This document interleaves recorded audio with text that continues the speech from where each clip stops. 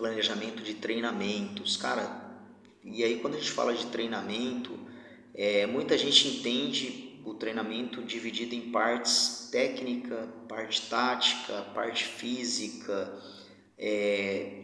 e eu tenho investido muito em situações onde a preparação física, principalmente, ela já está integrada com qualquer treinamento que você vai fazer. Você tem que pensar hoje nas valências físicas do jogo, nos substratos energéticos, nas exigências fisiológicas que o futsal tem, que são bem diferentes de quando o futsal foi criado, e a cada década isso foi evoluindo e tem ficado um jogo cada vez mais intenso.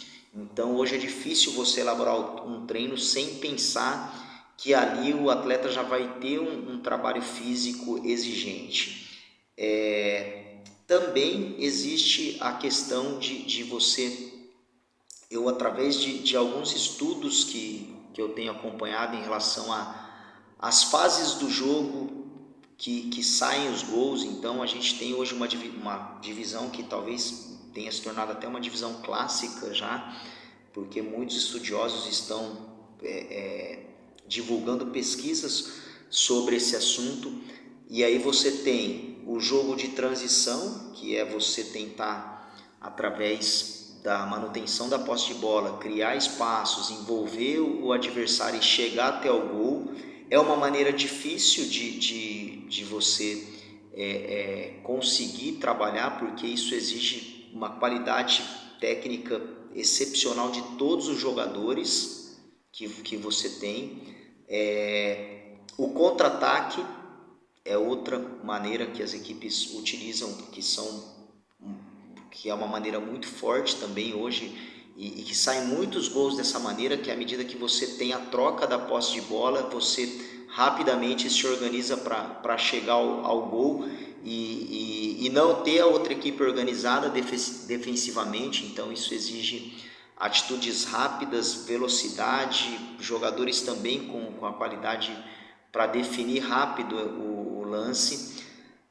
A bola parada, que realmente é uma ação aí que exige muito treino e que exige também muita inteligência e atitude dos atletas que estão ali. Precisa ter sincronia, precisa ter qualidade técnica e um jogo de observação em relação à maneira como o adversário está se organizando ali naquela bola parada. Mas é outra situação que exige muito treinamento. E o jogo de goleiro-linha, que de repente você pode usar tanto na parte ofensiva, tá utilizando aí um quinto jogador como superioridade numérica, e também você organizando o seu time defensivamente para quando a outra equipe utilizar o goleiro, você conseguir chegar ao gol. Então são duas situações diferentes, mas que levam em conta a preparação da equipe em relação ao goleiro-linha. Eu tenho dividido as sessões de treinamento em cima dessas situações. Então, à medida que você organiza o seu treino e você consegue ter um equilíbrio dentro dessas situações, você vai ter, de repente, muitas possibilidades de estar chegando ao gol. É claro que é muito difícil, dependendo do adversário que vai jogar, da competição, do elenco que você tem, nem sempre é possível você ter essas 4 situações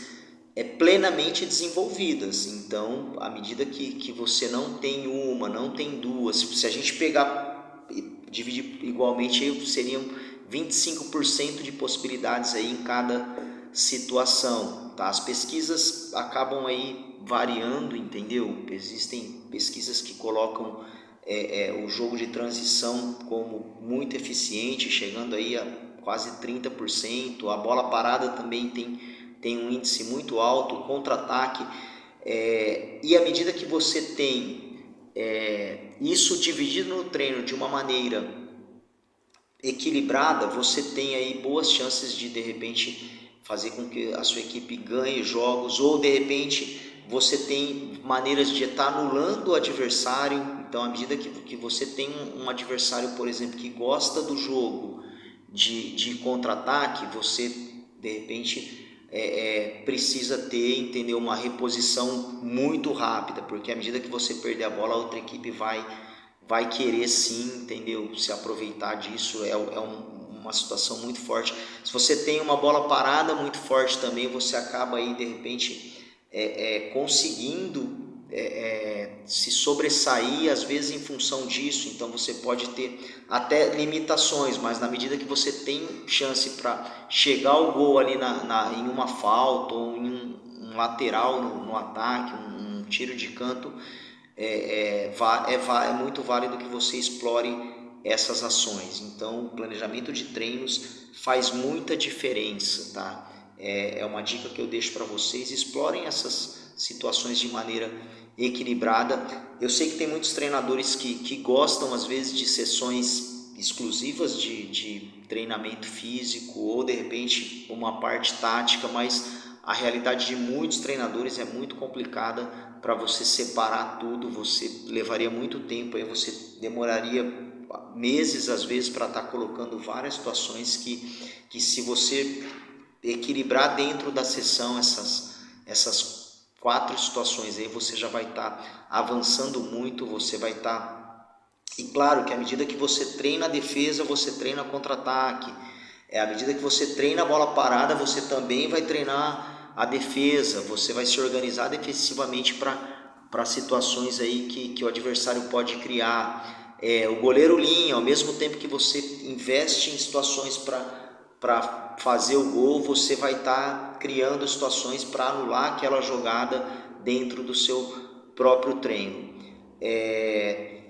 E independente da maneira que você priorizar ou do que você escolher, eu acho que é muito legal que você valorize o atleta também, a criatividade do atleta, valorize as situações de potencialidade individual do atleta, deixe ele criar. Eu acho que o elemento surpresa e de repente um jogo aí de anarquia, onde o atleta ele possa de repente ter liberdade para as ações ofensivas, faz muita diferença no futsal. As equipes têm muita dificuldade quando você não tem movimentos sistematizados exaustivamente ou repetidamente ou de repente exageradamente. Eu acho que existe um limite aí para você colocar para o atleta, e a partir dali ele precisa ter sim autonomia para estar resolvendo algumas situações.